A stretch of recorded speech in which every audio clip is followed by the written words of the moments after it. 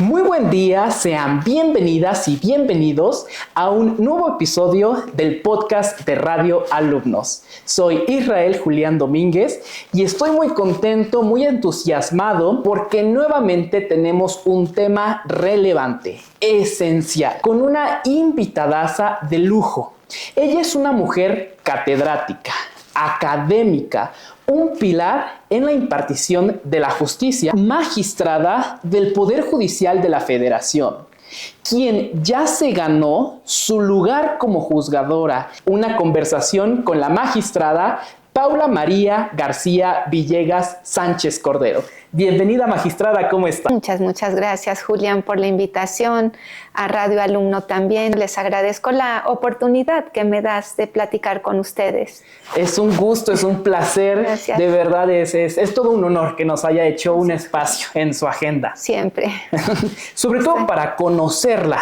Y para comenzar en esta entrevista, quiero preguntarle, ¿quién es Paula María García Villegas Sánchez Cordero? Gracias. Yo soy una enamorada de la justicia, Julián. Soy una persona entregada a la bandera de lo que es la perspectiva de equidad, la perspectiva de justicia propiamente, y a que a través del sistema de impartición de justicia se pueden lograr cambios, porque además los he logrado, porque soy una persona ya probada, ya tengo sentencias, lucho por la justicia y la materializo realmente. Y cuando me dices quién es Paula García Villegas, una mujer que se ha entregado a la justicia. Prácticamente no tengo más tiempo más que ese, servirle a mi país, y lo divido entre la academia, entre estar cerca de los jóvenes impartiendo clases. Aprendo más de ustedes, Julián, que lo que yo puedo darles a ustedes, a los jóvenes. Y también la entrega, esas son mis dos áreas, y la entrega al sistema de impartición de justicia, que es otra forma de retribuirle a mi país lo mucho que le debo como mexicana. Muchísimas gracias, magistrada. Yo no quiero dar su currículum porque es extenso, nos vamos a tomar muchas horas para hacerlo, pero ¿cuál ha sido su trayectoria profesional, magistrada? Mira, yo estudié toda ahorita voy a lo profesional, pero lo académico y por qué entré a la justicia. Estudié el nivel preuniversitario en el Colegio Alemán, Alexander von Humboldt, y en la universidad estudié economía, pero paralelamente derecho en mi alma mater, en la Facultad de Derecho, la universidad, la UNAM, que es la universidad que llevo tatuada en el corazón. Soy Puma, absolutamente, y también soy una agradecida con la Facultad de Derecho y con la UNAM. El grito de justicia, todo joven lo trae adentro. Siempre cuando entras a la licenciatura en Derecho, dices, yo voy a hacer que cambien las cosas. Ya la vida te enseña que no es tan fácil. La parte profesional, porque entré a la justicia, me fui a Londres a estudiar una maestría. Y de regreso, lo primero cuando me fui, fue porque también para dar clases en la facultad me pedían maestría. Entonces era muy, muy joven. Me dicen, necesitas maestría. Ya me fui a sacar la maestría, regresé, seguía muy jovencita, tenía 24 años y ya tenía 2 carreras, 4 idiomas y una maestría. Pero yo dije, con eso ya tengo para dar clases. Y no te das cuenta que más bien la vida te enseña con la práctica, no con los títulos. Tengo 7 diplomados, imagínate también después de eso, porque me encanta estudiar, me fascina. Podría dedicar mi tiempo a la lectura y al estudio y a dar clases, pero tengo que llamar también la justicia y tengo que tener un grito de justicia para que cambien las cosas con transparencia y con buena fe. Pero a veces las cosas no son tan fáciles. Entonces, por eso es que en la parte profesional primero llego a la facultad, empecé a dar clases ahí, de régimen jurídico de comercio exterior, teoría económica, y luego viene un problema, una huelga en el 98. Y tal era mi deseo de seguir impartiendo clases. Yo en ese momento, como toda joven de 24 años, 23, 24 años que tenía, si no doy clases me voy a morir, pensaba yo. Ya ves cómo es uno a esa edad. Entonces me fui a buscar en otras universidades. Dije, en la primera que me abra la puerta, ahí voy a dar clases. Y como este problema que tuvo la universidad digo que fue en 98, me parece, por ahí, 97, 98, me abre las puertas la Iberoamericana. Okay. Y me quedo por un tiempo, 12 años y medio aproximadamente, pero no pude vivir sin la UNAM, sin la Facultad de Derecho, y me regresé. Ya también ahí sentía que ya no podía sin estar con la facultad. Paralelamente entró a la justicia y empecé en la corte como secretaria particular, buscando siempre una oportunidad. Fue más difícil para mí encontrar oportunidades porque no están acostumbrados a que una persona que tiene padres tan prominentes en la vida pública y en la vida privada sea tan trabajadora y quiera ganarse un lugar en solitario. Sí. Entonces, pues no me daban mucha posibilidad de trabajar. Para mí era una enorme oportunidad aprender de la justicia, aprender a ser buena jurista. Me comía los expedientes, yo quería saber más y más y más. En un inicio era tan complicado para mí, Juan, que no me decían ni dónde estaban los sellos. Yo veía que el expediente tenía 3, 4 sellos con distintas fechas, no sabía cuál era el sello de la oficina de correspondencia común, y así fue como dije, yo puedo, tengo que entenderle al expediente y tengo que poder.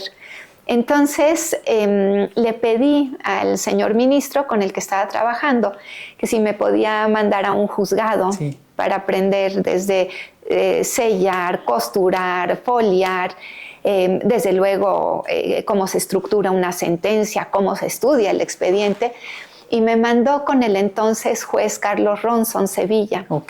De los mejores juzgadores, él era juez noveno de distrito en materia administrativa. Entonces estaba un tiempo en la corte, los jóvenes aguantan mucho físicamente, y luego llegaba a las 7 de la mañana, a las 11 estaba yéndome rapidísimo al juzgado, y en ese entonces también se estilaba que te quedaras hasta las 10, 11 de la noche, ibas sábados, ibas domingos. Yo me comía los expedientes, quería saber más y más y más. Y me di cuenta que había un llamado por la justicia era muy formal, muchas causas de improcedencia, muy técnica, poco sensible al dolor humano, al dolor ajeno, y yo no quería eso. Entonces ahí fue donde surgió, Julián, mi deseo de justicia. Se siente la fuerza con la que lo comparte. Absoluta. El entusiasmo, y al final, con un mensaje poderoso, esta primera pregunta, magistrada. Usted nos comenta que tal vez los títulos no sean suficientes, el tiempo y la práctica es lo que da esa sencillez, ese conocimiento de aplicarlo y todo el esfuerzo que usted ha venido haciendo hasta el día de hoy. ¿Qué significa ser magistrada para usted? Sí, es una responsabilidad enorme, Julián, ser juzgadora de un país, sobre todo en el aspecto del amparo, es decir, de la parte de los derechos humanos, los derechos fundamentales, derechos humanos que están en tratados y convenios internacionales. Es una responsabilidad enorme. Porque los justiciables, las personas justiciables cuando llegan a la justicia, llegan pidiendo, es un grito porque resarzan la violación a los derechos violados, y no puede la persona juzgadora pasar por alto eso. Tú no puedes como juzgador en la parte verbal decir sí, defiendo derechos humanos, y en la parte práctica ya no. Entonces tienes que ser congruente tu pensamiento con tu palabra, con tu acción. Y así he sido. Pero eso no es fácil porque hay muchos intereses, Julián, de por medio. Hay muchas voces que no quieren que se haga justicia. Llega a haber intimidación también. el manejo del personal, ese es otro tema. Soy una agradecida con mis colaboradores y colaboradoras, pero sí llega a haber un segmento del personal que es particularmente complejo trabajar con ellos, pero que ha sido ser magistrada una enorme responsabilidad, porque uno se debe a ustedes, te debes a las personas justiciables, y no es eslogan, porque yo ya en la práctica lo he hecho, sí, pero me debo al pueblo de México. Okay. Gracias, se agradece esta contestación. Gracias, Julián.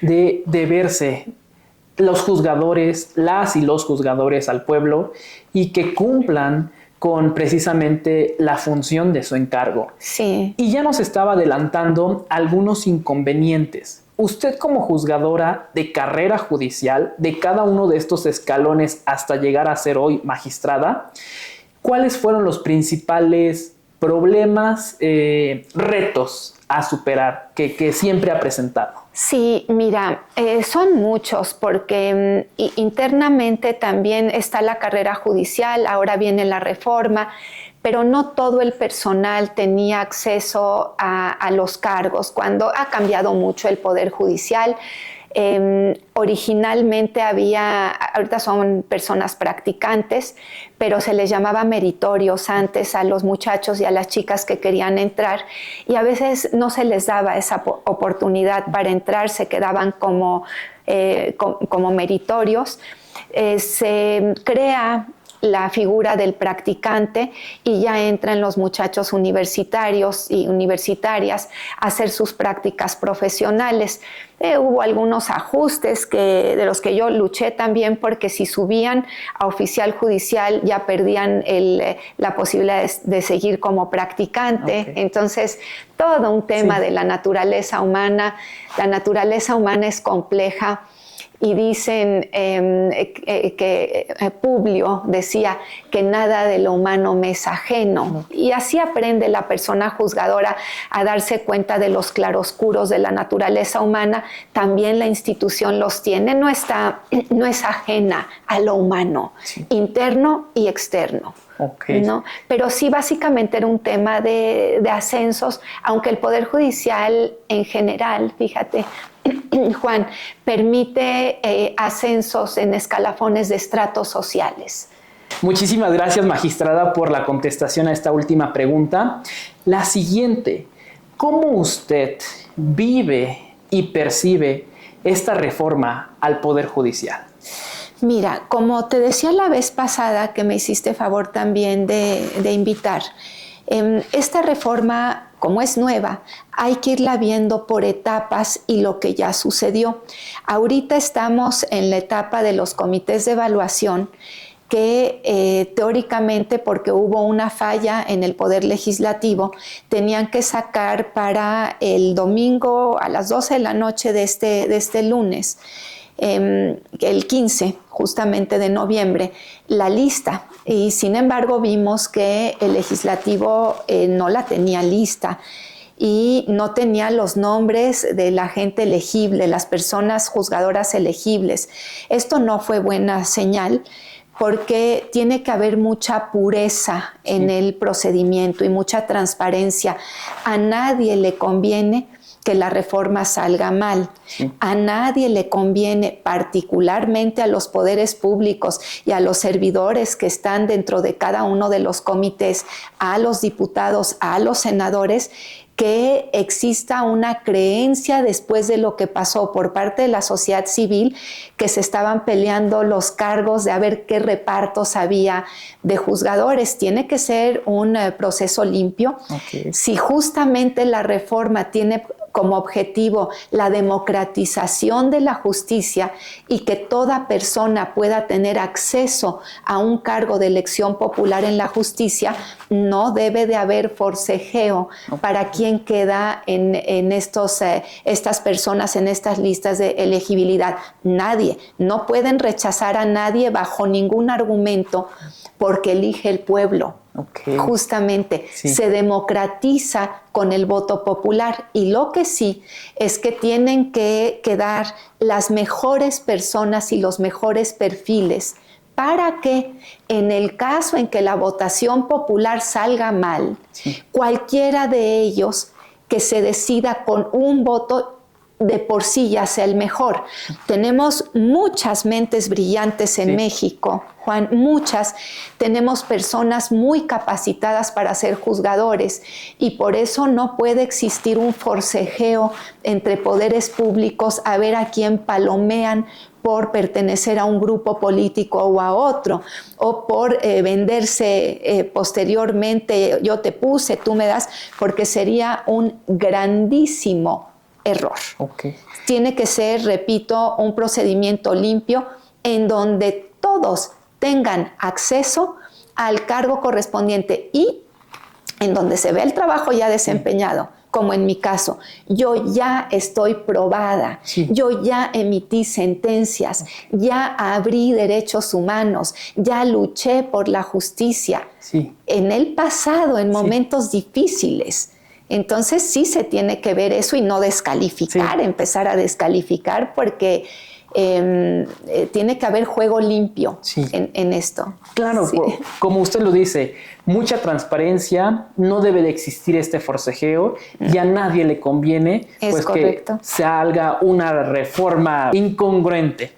Magistrada, ¿cómo se podría garantizar esta imparcialidad y este profesionalismo? Sí, mira, el proceso, primero decirte, se ve venir complejo, porque sí, no es sano tampoco. Una cosa es democratizar la justicia y otra cosa es politizar a las personas juzgadoras.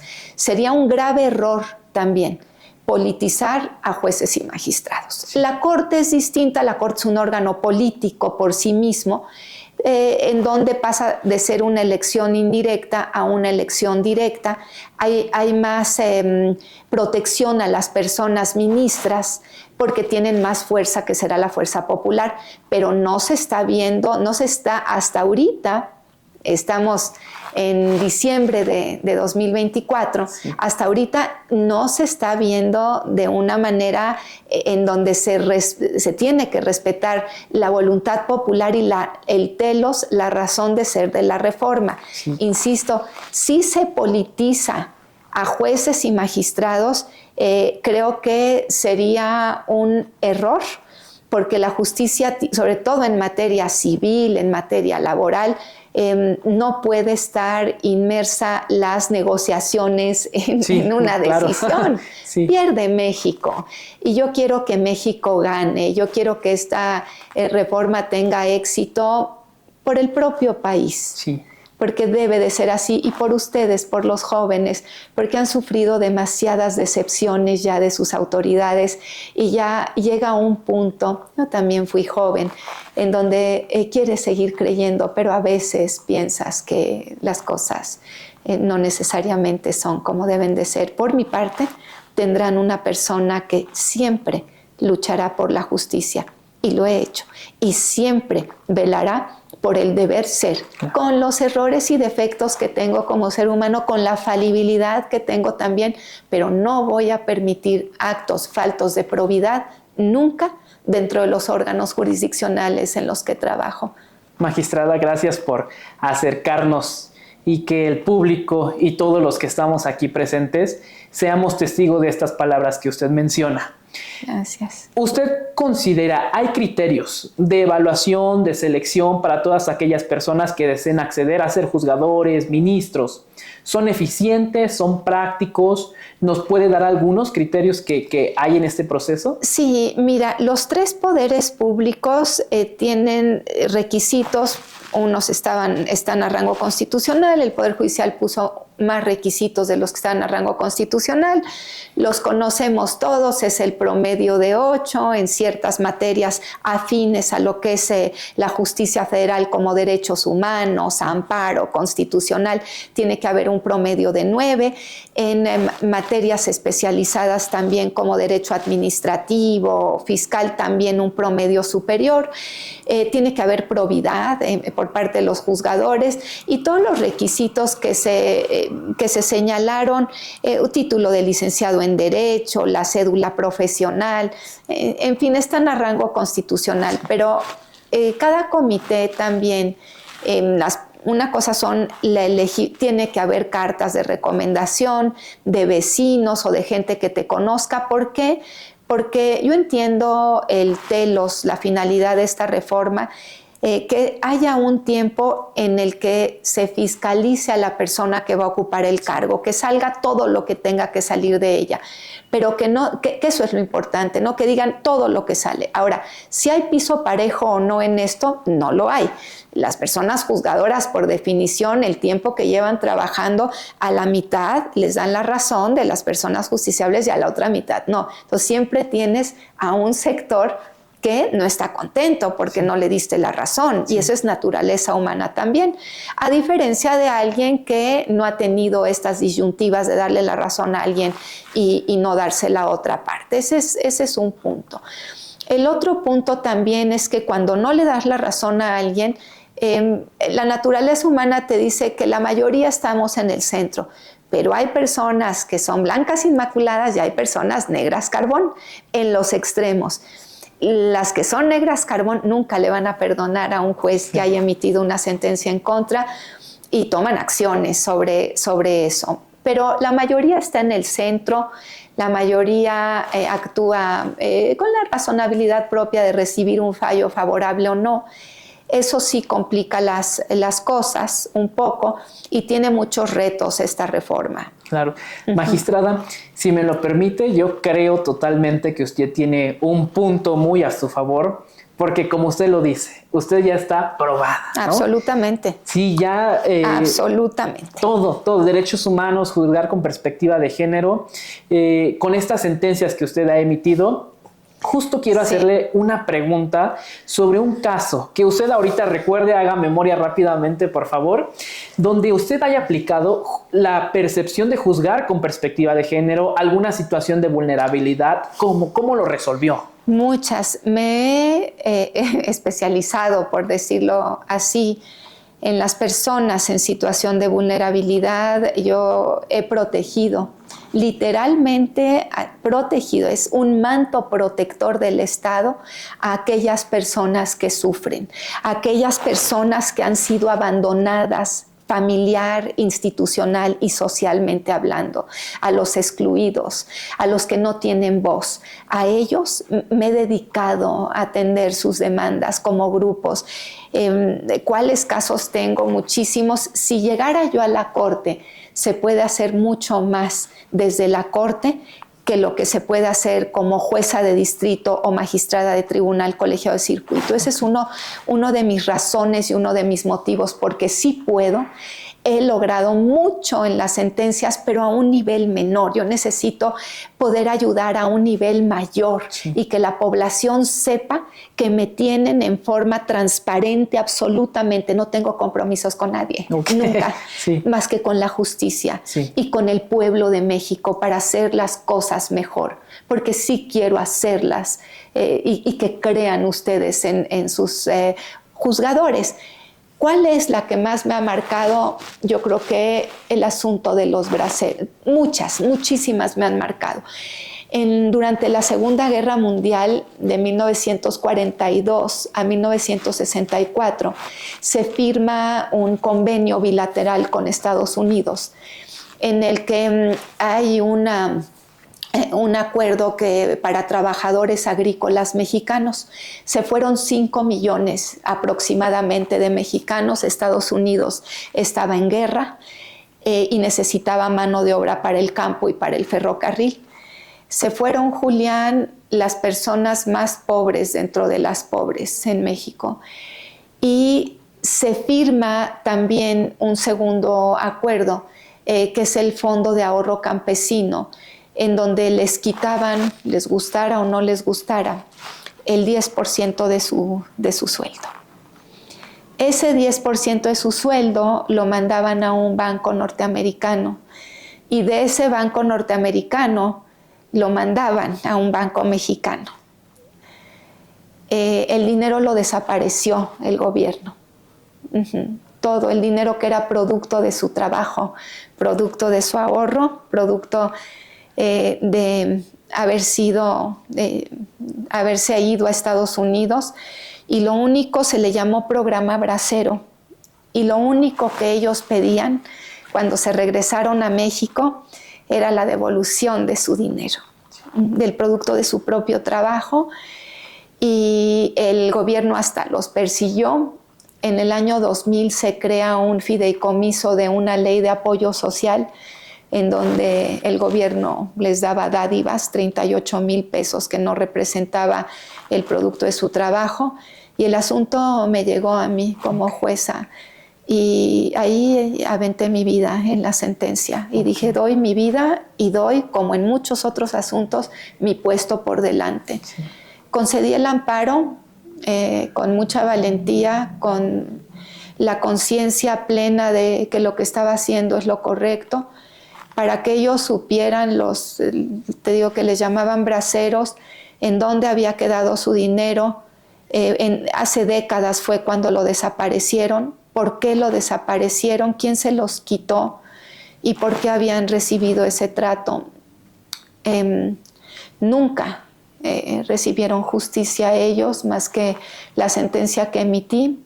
Se fueron a la corte en revisión y otra justiciable me mandó por Facebook justamente unas fotografías en donde del tamaño de un autobús le ponían a la corte que querían ellos que resolviera la corte como yo resolvía a su favor. No fue así. Básicamente perdieron todo y nunca vieron justicia, Julián. Es uno de los asuntos por los que yo he decidido también irme a la corte, por ese y muchos otros, porque si queremos un país con justicia, realmente tenemos que hacer justicia en forma independiente, imparcial, objetiva, con perspectiva de derechos humanos, justa e inmanipulable. Sí, ese es el asunto. Yo creo que de los muchos han habido, sí. He dictado miles y miles de sentencias en 14 años como juzgadora. Voy para mi año número 15. Sí. Y 28 en el Poder Judicial. Magistrada, me dejó sin palabras, y de verdad el conocer la grandeza de usted, de las y los juzgadores del Poder Judicial de la Federación. Muchísimas gracias, magistrada, por compartirnos este momento tan valioso que está grabado para que todos los demás lo escuchen. Muchísimas gracias, magistrada. La agradecida soy yo, Julián, Juan también, la agradecida soy yo por su presencia y nuevamente por la invitación, y Puma. Usted ya nos comenta esta labor tan ardua que tiene, que realiza, que está probada en las sentencias, sí. Y esta es una de las tantas que hay. ¿Qué impacto tiene esta reforma a la percepción de la justicia en México? Si se lleva, si se aterriza bien, se democratiza la justicia, entran personas externas como jueces y como magistrados. Es necesario que la endogamia ya no se dé, que se abra, que haya perfiles con justicia social, que haya perfiles con perspectiva de justicia también en las sentencias, que se le entre al fondo sobre la forma. Sí es necesario sacudir a la justicia para que dé respuesta. Las reformas a la justicia se han exigido desde el año 2000. Hubo un libro blanco, que se conoció el libro blanco para ver qué demandas la sociedad tenía. Luego hubo otra reforma en 2017 al artículo 17 constitucional para que la justicia fuera de fondo sobre forma. Sí. Un código nacional nuevo de procedimientos civiles y familiares, la reforma en materia laboral. Han habido muchas reformas. Y este reclamo probablemente la justicia reclamo por justicia, lo debió de haber entendido de manera distinta. Sí. Creo que lo que se exigía era esta parte de justicia de fondo y sobre todo, Julián, atender los reclamos de justicia del pueblo de México, de las personas socialmente más desfavorecidas. Si esto sí se da, yo voy a estar contenta. Si por el contrario se politiza la justicia y si por el contrario los cargos de elección popular se empiezan a dar y al jaloneo, va a ser en perjuicio de la propia reforma constitucional. Vamos a ver, ahorita todo iba bien, salvo el legislativo que falló, esto ya pasó, no tuvo la lista de las personas elegibles, y ya fue una mala señal de un poder público nada más. Tienen que corregirlo muy rápido y tienen que reparar esto porque por el bien de todos y de las personas más desfavorecidas socialmente en particular. Muchas gracias. A ti. Magistrada, gracias por permitirnos acercarnos, conocer su trabajo, que es lo que tanto la ciudadanía se aqueja, que hay un poder judicial alejado de los intereses y de la defensa de los derechos humanos de las personas. ¿Qué le diría a las y los jóvenes que están interesados en este nuevo proceso de elección de jueces y juezas, magistrados, ministros? ¿Qué les diría a toda esta población juvenil? Yo les diría a los jóvenes que nunca pierdan la esperanza. Les pediría, y si ven que algo está mal dentro de la sociedad, que lo cambien, que no se suban al actuar pasivo, es una contradicción actuar pasivo, pero que no se vayan por la vía de, bueno, ya las cosas no funcionan, ya no, que mantengan su ilusión, que mantengan la posibilidad de cambiar, que digan, si esto está mal, hay que corregirlo. Y decirte algo, ¿no? Me da mucho gusto que me preguntes porque pedí no conocer las preguntas. A mí me gusta, como me ves ahorita, quiero las preguntas en fresco, en caliente, como dicen, para que realmente conozcan mi intelecto, conozcan mi integridad, y yo lo que quiero es que conozcan mis sentencias, mi trabajo, mi desempeño, mi productividad. También eso ya es pasado, yo también en eso estoy probada para atrás, ¿no? Y a los jóvenes les diría eso, que como yo la he mantenido, yo no he dejado de creer en la justicia, no he dejado de creer que puede ser el cambio. Pero, claro, en un ámbito pequeño, por eso se necesitan más ámbitos. Y si no, en lo muy pequeñito donde puede uno hacer la diferencia desde ahí. Y sí, la justicia faltó acercarse al pueblo de México, faltó tener sensibilidad por quienes están en una situación de vulnerabilidad económica, social, familiar, institucional. No puede ser la justicia insensible al dolor humano. Claro, magistrada, totalmente de acuerdo. ¿Qué le diría a las y los legisladores que están en todo este proceso de la elección extraordinaria? A ningún poder público y a ningún titular de algún poder público le diría algo. Yo te puedo decir que cada uno de ellos tiene un ámbito competencial, tiene facultades constitucionalmente definidas, tiene que haber coordinación entre poderes públicos, incluyendo el judicial. Hay una creencia de que la división de poderes es no ver al otro, no.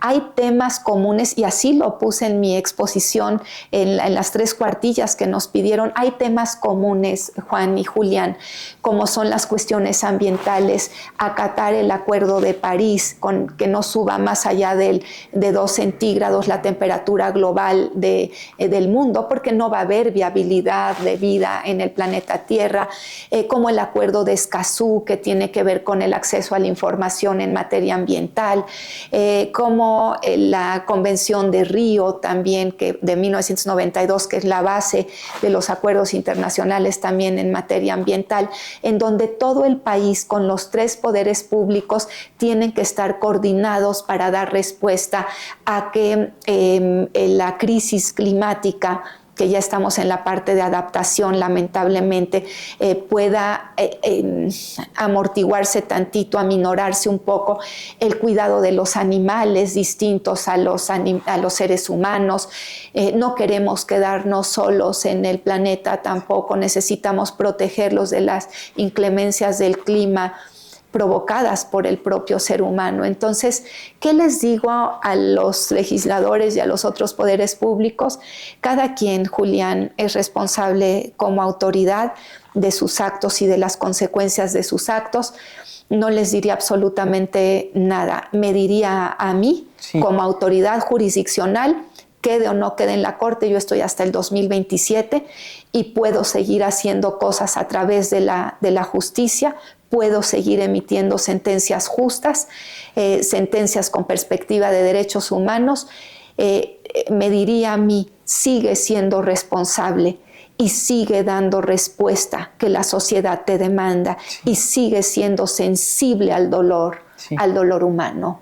Gracias, magistrada. Magistrada, última pregunta. Ahora sí, ya. Quieras, Julián. Ahora sí, ya. Última pregunta. Hombre, estoy a tus órdenes. ¿Qué legado deja Paula María García Villegas Sánchez Cordero en el Poder Judicial de la Federación? Mira, hay un dicho que dice que echarse porras uno mismo, dice, alabanza en boca propia es vituperio, dicen por ahí, pero en este caso no, en este caso me siento satisfecha. Las sentencias que he emitido fueron sentencias en su momento atípicas. De hecho, me llegaron a decir amigas y amigos de la Corte, secretarios, me decían, Paula, tus sentencias están siendo muy polémicas aquí en la Corte, pero son las que ahora se tienen. Me revocaron muchas, el Nevado de Toluca, que lo defendí. La Corte lo que dijo fue que no tenía interés legítimo, la parte quejosa, que había cuestiones realmente... se manejaban también intereses políticos. Me revocaron cualquier cantidad, la defensa de los delfines también. Cuando hablaba de libertad de expresión en la ley de movilidad del entonces Distrito Federal, que era la libertad de expresión en su modalidad de protesta pública, también echada para atrás. Pero ahorita son las sentencias que se manejan. Entonces, fui muy pionera, fui vanguardista y sobre todo a nivel actuario, secretario, estaban esperando qué sentencia se emitía, qué es la base. Yo me he entregado a las bases normalmente. Tal vez a nivel juzgador ya llegaba la sentencia distinta, pero la base me conocía. Entonces sí dejé mucho legado. Yo ya me podría ir, Juan, con la satisfacción del deber cumplido. Si en este proceso como ministra el pueblo de México, que no me descalifiquen antes, porque quien elige es el pueblo de México. Y va a ser un proceso porque ya se está poniendo muy desgastante, con golpes, no necesariamente con golpes bajos, como dicen en el argot de los boxeadores. Y eso tampoco es bueno, desgastar a la sociedad civil y al pueblo de México en esto.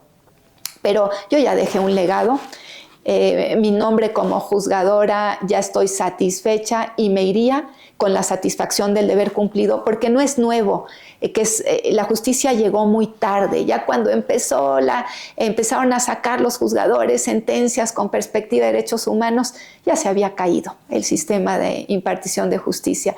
Y yo me quedé muy sola durante muchos años, pero luché, Julián, creía en ese deber ser y a pesar de recibir el impacto más fuerte en cada revocada, el impacto más fuerte, yo seguía luchando. Este es el camino. No es fácil, sí. Pero sí, ya las fechas de las sentencias ahí están. Sí. No se pueden echar para atrás la fecha del dictado de cada sentencia. Y ahí ves mi mano, porque aparte me ponía a redactar tramos completos y consideraciones completas de cada una de las sentencias más trascendentes. Muchísimas gracias, magistrada. Es un honor conocer a una mujer que dedicó casi toda su vida al Poder Judicial. El conocer que ha defendido a aquellos grupos minoritarios que no tienen voz, que necesitan ser escuchados. Sí. Nos comentaba esta protección de las mujeres, de los delfines, del medio ambiente, que fueron sentencias polémicas para el tiempo en el que se emitieron. Y yo rescato mucho una frase, se la voy a robar para que yo se lo adelanto para que no se enoje, ¿no? Todo es tuyo. Sí. Usted ha dejado su vida en las sentencias. Sí. Y con cada sentencia compromete su puesto. Es correcto. Sí, lo hice siempre. Absolutamente. Entonces, el conocer todo su trabajo, no hay duda de que saldrá victoriosa, saldrá adelante en este proceso por conocer a personas juzgadoras como usted, que realmente trabajen en la defensa de los derechos humanos de las personas. Lo que quiera el pueblo de México, Julián. Claro. Él decide, él pone y él dispone. Esperemos que así sea. Sí, gracias, Julián. Es todo un gusto, es todo un honor que nos haya acompañado. Muchísimas gracias a todas las personas que estuvieron aquí con nosotros. Síganos en un nuevo episodio del podcast de Radio Alumnos. Soy Israel Julián Domínguez. Gracias a la magistrada. Si desea despedirse. Sí, muchas gracias también y mi agradecimiento. Les iba a decir mi cariño, pero mi agradecimiento a todos y a todas. Gracias, hasta luego. Buen día.